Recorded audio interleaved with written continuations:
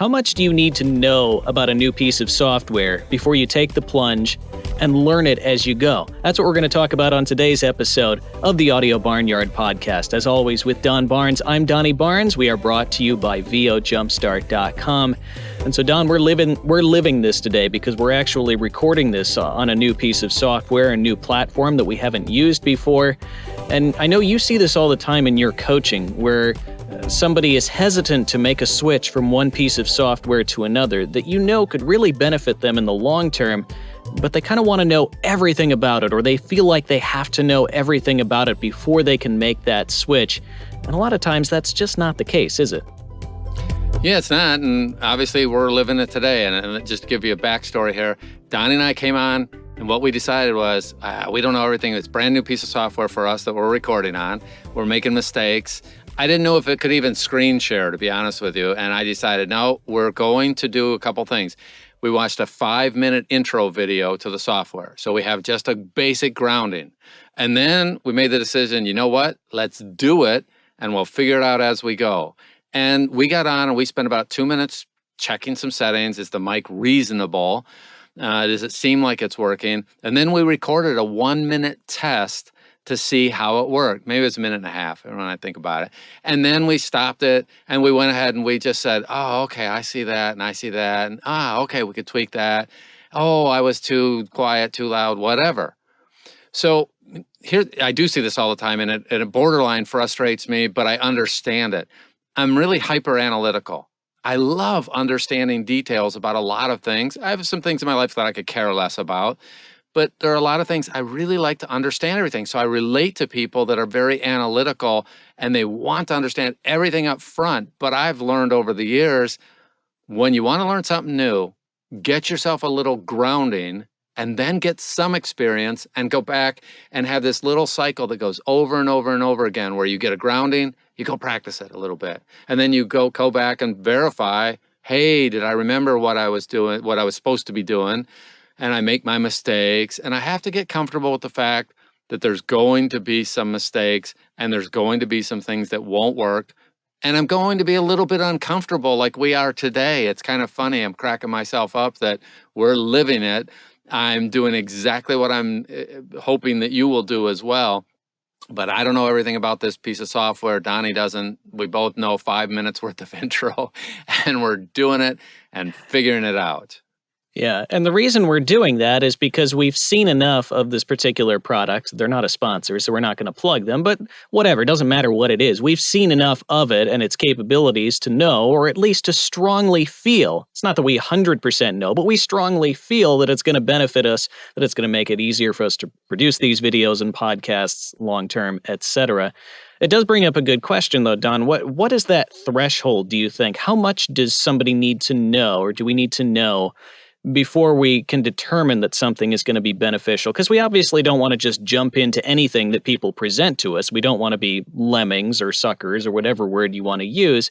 Where's that threshold, do you think? Yeah, it really is jumping in at the first possible opportunity after you've vetted the people that are providing the advice of, hey, go try this. For example, on this one, I looked at who the current people are that are using this piece of software, and I look at their podcast history, and you're like, wow, they have some great people using this. It has a track record. We're not the beta testers, the original users, or anything like that.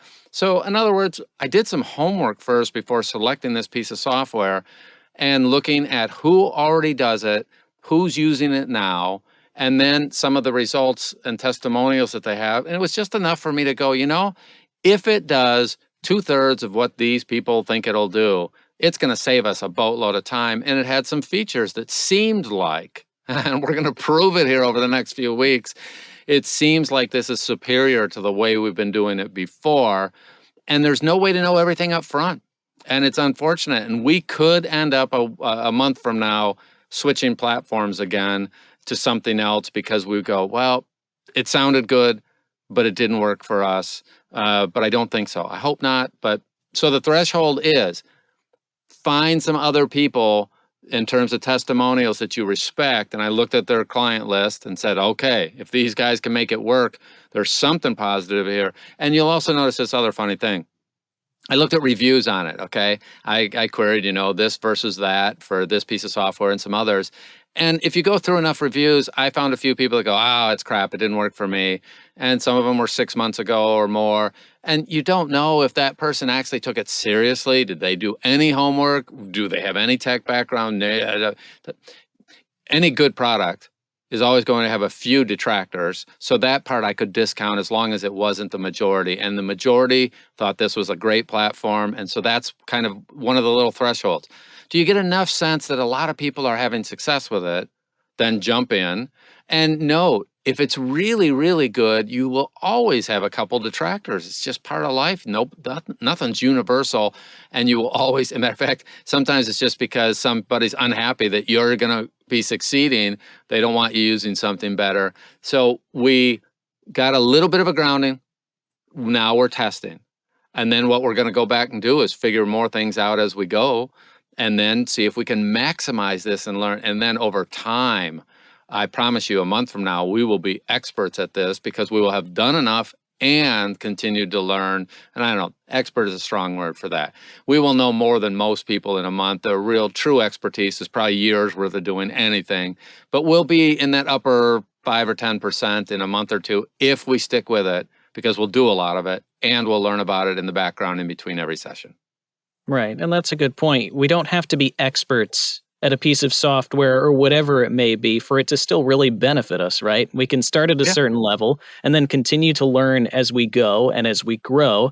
And then hopefully we get better and better at that thing and it benefits us more and more and it becomes a virtuous cycle. But it's a cycle that we have to start for it to be able to work for us eventually. Yeah. Well, let's talk about, here's a perfect example. People want to learn punch and roll. And what they do is very often they won't start punch and roll until they know how to do all editing that they might ever need to do. It's a weird thing because they came from a piece of software that required a bunch of editing. They don't want to record something and not know how to edit. The reality is when you're doing punch and roll at a high level, you've cut out 80, 90% of your editing and sometimes more. But I see people that won't start punch and roll until they know all the little editing tips and tricks and how do I do this and how do I do that, when the reality is what they really need to know is a couple things if they're going to do punch and roll. They need to know how to start the recorder, how to have it pre-set up to where it already will run a pre-roll, and then they need to know how to stop and how to move back when they need to and reset the cursor, and then how to record again. In other words, there's about a half dozen little baby steps that as long as they have those going, they're a lot better off actually recording some stuff and then going, wow, I might want to bring up that little section. How do I do that? But because they have a little bit of a grounding, then learning the little editing tricks and tips, that's easier than if they waited and if they're doing it all from theory. And that'd be the same with us learning everything here from theory first. Having some practical experience like we're gaining today will teach us. And then we'll figure out, well, what do we need to know that's critical path that'll get us the furthest in the shortest period of time? Yeah. I think we all know people, and probably at certain points with certain things, we've all been that person that gets really inspired or interested in a certain topic, and we watch hours and hours of YouTube videos on it, and we learn all this esoteric knowledge on it, but we never actually take action or begin that journey of actually doing that thing or becoming part of that thing.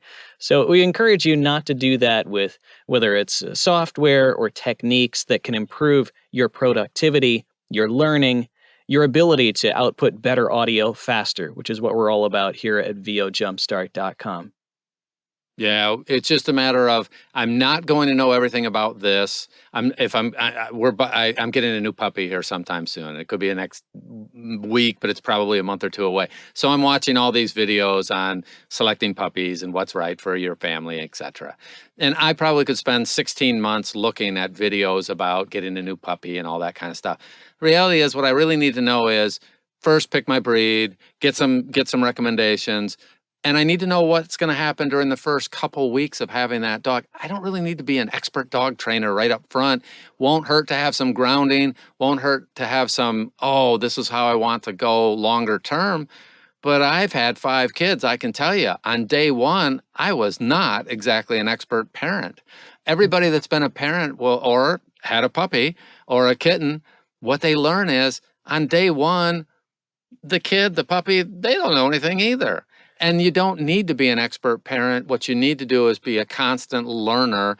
And Donnie, unfortunately, was our beta test for learning how to be a parent.